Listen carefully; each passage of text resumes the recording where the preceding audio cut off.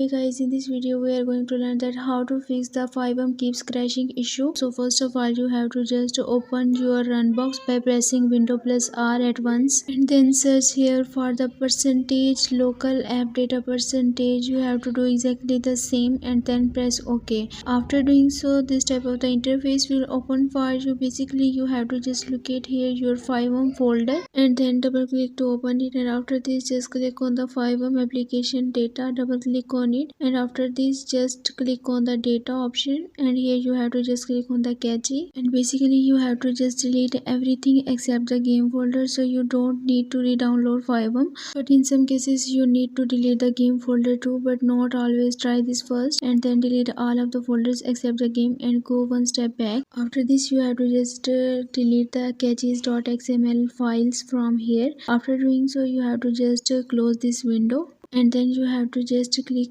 on your recycle bin and then just click on the empty recycle bin and delete it permanently. After doing so you have to just restart your PC and then your problem will be fixed. I hope this video will be helpful for you. For more information you can visit my website whose link I have shared in this video's description. So give this video a thumbs up and also subscribe my channel. Let me guide. Don't forget to leave a comment below. Thanks for watching.